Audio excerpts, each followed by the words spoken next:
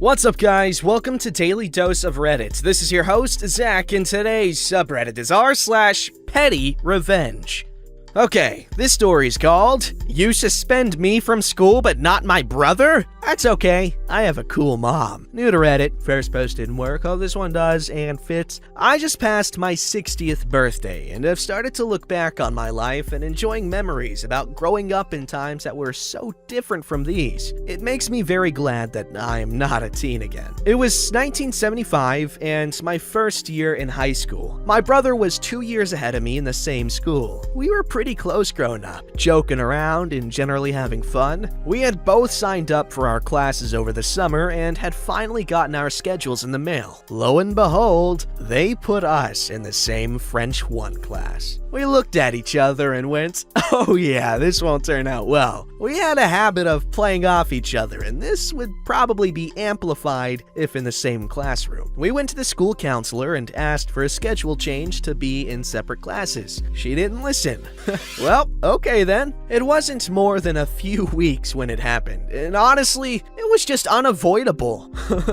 We were covering a unit on health with those silly, who would need to know those phrases when just learning a new foreign language type lesson. Also at this time, one of the most popular songs on the radio was La Belle, Lady Marmalade, and had the phrase, Voulez-vous coucher avec moi ce soir in it. Do you wanna sleep with me tonight? That doesn't translate. Do you wanna sleep with me tonight? Being the studious siblings we were, we had a 2-sentence dialogue using one of the available French sentences we were learning in class. As in, my brother laughingly leaned over and said, Voulez-vous coucher avec moi ce soir? To which I answered directly out of the textbook with, Non, je m'arrête. So sorry. No, I have a headache. Boom. I was instantly transported to the principal's office while my brother stayed in class. Say what? Yup. Mom was called and asked to pick me up immediately because I had been suspended for 3 days. Oh, how we laughed on the way home. On to the petty revenge. My mom is cool. She had things to do while I was home, so I would go with her. At some point, we ended up at the mall. We saw some platform sandals that had actual 4-wheeled roller skates tucked into the shoe. Oh my god, at that time. That is actually badass. Pull the lever on the side and they drop down, locking into place. Turn your foot over and tuck them back in. I love that. Those are like proto-heelys. I saw that smile on her face. They booted you out for what you and your brother did. But will they do it again for what I did? She bought them and I wore them the first day back to school. And how did that go, you ask? Walked into the lunch line, rolled out with my tray, walked into the principal's office, and rolled out with my mom to the car for another 3-day suspension. One of the best times of my life. Deepest thanks, Mom. P.S. I think if the principal could have suspended her, he would have. I love this story. I was imagining it through a 1970s lens, and it was beautiful. Also, that mom is so sick. My dad would have gotten so mad at me, you have no idea. But anyway, thank you for sharing, dude. This is great. Alright, this story's called, Call Me Lazy Girl While You Skip Off to Drink? I'll make you suffer for it. So this happened a few years ago on a relatively large project. We were building a 4-level house from the ground up. At the time, I was 23 working with my dad, the boss, and my stepmom's cousin who, as dubbed in a previous post, is Max, fake name. Max is an older gentleman in his 50s who is, for lack of a better word, gross. He's the type of person to knock something over that injures you and laughs and tells you to be careful next time. Okay, that's funny though. I'm sorry, it's not. But it's just the way they said it. Needless to say, he doesn't think that I, 23, female at the time, you dude now, can do what he can. so he likes to refer to me as girl. Now on to the main part of the story. We had just gotten joists and trusses for the top 2 levels in the roof. It is also 6 p.m., also known as universal quitting time for construction workers, unless you work for my dad. Max, who has been working with us long enough to know we don't quit until after we've cleaned up, has vanished. Dad looks around. "Where's Max?" I shrug. "Go inside and get him." We live just down the street from this job. So I go and find Max sitting on the couch in his dirty, sweaty clothes and a beer in his hand half gone. "Done already, lazy girl?" This is a new one, and I'm pissed. Dad says we aren't done. He grumbles, but downs the rest of his beer and follows me out. We get back, and Dad is already moving some of the joists into place and orders me and Max to bring the rest. Sourly, I do as asked and grab one. Max screws around and makes comments about me under his breath. "Come on, lazy girl!" This one he says loud enough for everyone to hear, as if I was a sled dog.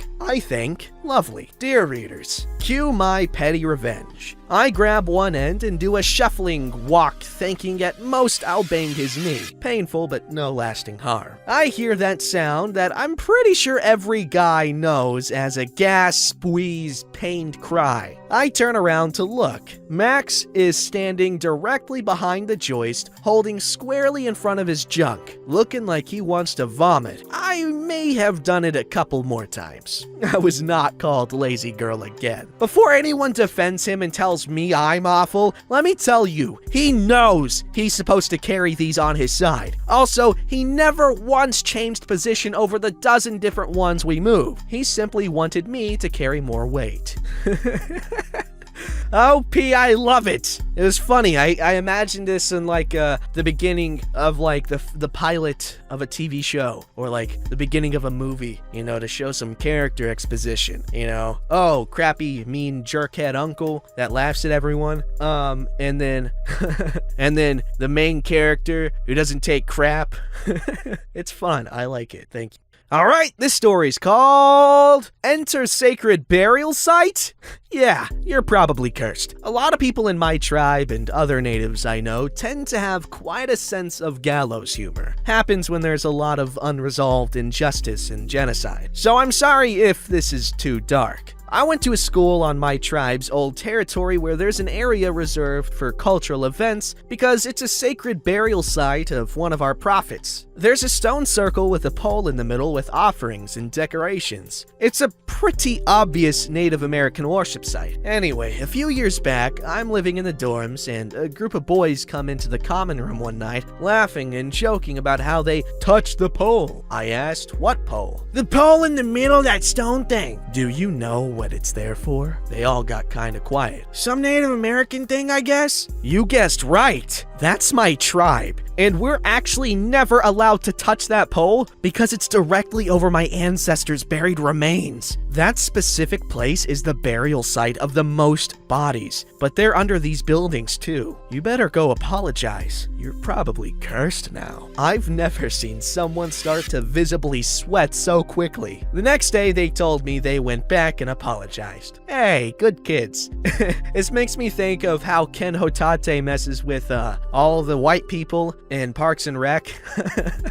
And they can never know when he's messing with them, and he plays the hell out of them. This makes me think of that. Also, this is the first time I think I've read a story involving any Native American stuff. Y'all should post more. I'm sure the potential for messing with people is so great.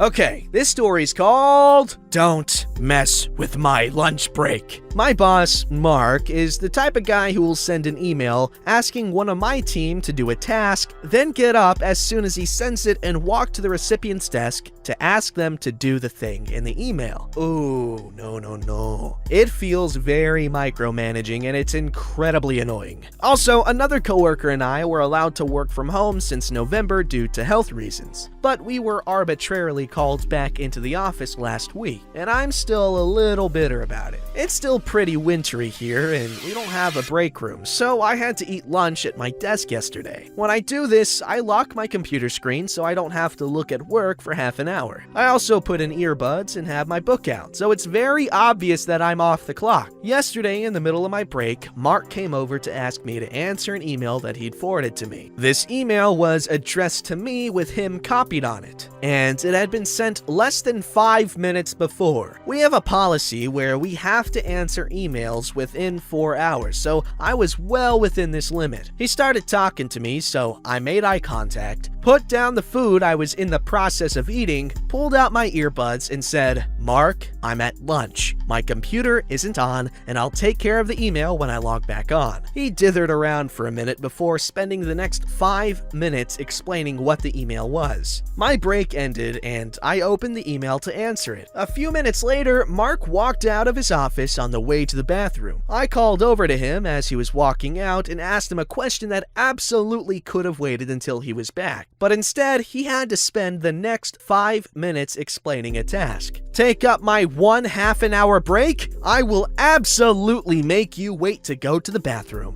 What? Oh yeah, this is definitely petty. I was expecting him to or him or her to, wait 4 hours to answer the email, but this also works. Alright, this story's called Manager in Training Gets Her Ketchupins. I like it. I bet it has something to do with mayo. Let me set the scene. This was eons ago. Eons? Really? Someone's dramatic. I had a sweet deal with my parents that they'd pay for my apartment as long as I was in school and worked part-time for utilities. Stupid me went through some boyfriend drama and dropped out of college, so obviously my parents pulled their financing, and rightly so. Desperate to not move back in with them, I went out and got some jobs. I had 4 total, all part-time, one of which was at the Golden Arches in our local mall. Hopefully you guys remember malls. Oh, I went to the mall recently, and there was this guy at the kiosk. Oh my god, I'm so bad. You're supposed to ignore the people at the kiosks, but it's so hard because they're so good at catching my attention. And I just feel bad ignoring them because it's mean, but I know they don't give a crap about me, but god damn, they're so good at hooking me. Jesus. Anyway, here's the cast. There's me, 19, female, hard up for cash, manager. Turned out to be one of my best friends after my stint there. No, sorry, manager 1. Manager 2 was the epitome of corporate. Manager in Training. 16-year-old who thought she was all that and a bag of chips. Ha, not the chips. Man, am I dating myself or what? Is that not still a phrase that people use? Anyway, other misfits that work there, including a cousin of mine, but don't really fit into the story. I do have some epic tales about the misfits, but they don't work on this sub. Our grunt uniforms were black pants and a turquoise t-shirts with the list ingredients for a particular item we sold. I'm sure in your lifetime you've heard the songs they've made with the ingredients. Oh god, how old is this? The managers had blouses. Yes, they were all female, but these derpy bow tie-like things. Manager in Training also had a blouse derp tie, just in a different color. This is relevant. At 19, busting my ass as much as I could at all of my jobs that I didn't give 2 flying F's about, I just kept my head down and worked. I didn't really talk to that many people at any of my jobs, except previously mentioned cousin and manager 1. I went in, did my job, went home. Working at night at Georgia was fine. The people were more laid back, manager 1 was the closer, and we all just did our thing. Plus, not Georgia, Golden Arches. Plus, there was a candy shop in the mall we traded with. We'd load up Golden Arches bags and run downstairs and get pounds of Jelly Bellies. This was by far the best perk.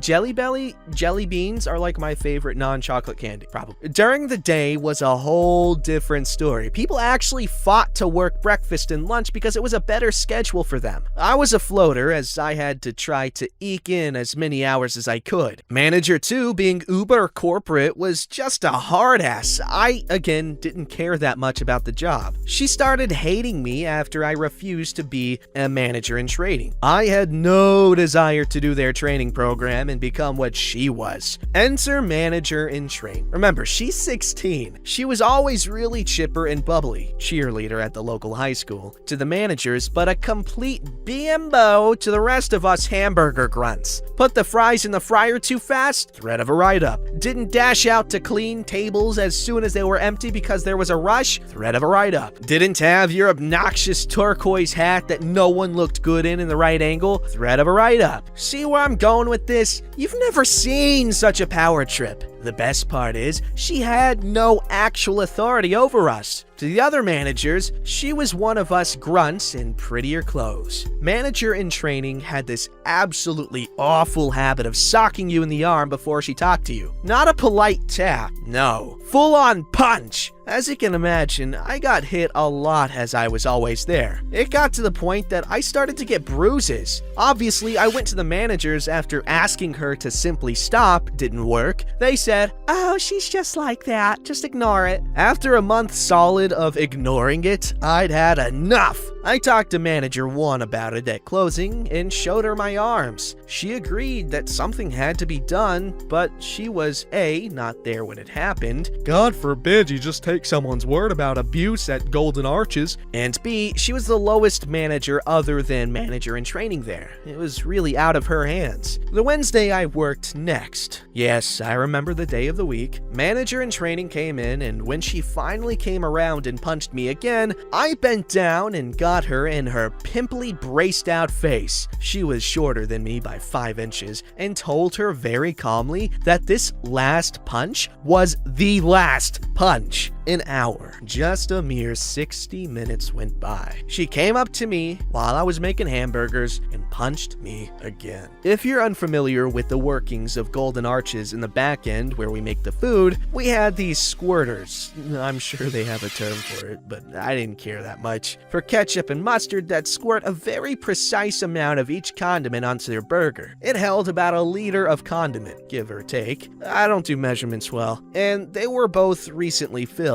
Anyway, when she punched me, I had the ketchup squirter in hand. I whipped around to face manager in training, told her I warned you, and proceeded to empty the ketchup on her from head to toe. It was in her hair, running down her face, in her blouse, just a mess. She started screaming at me that I ruined her blouse and she's a manager, how dare I, and on and on. Then she starts crying and runs to the bathroom. This is like that one scene from Carrie, the prom night.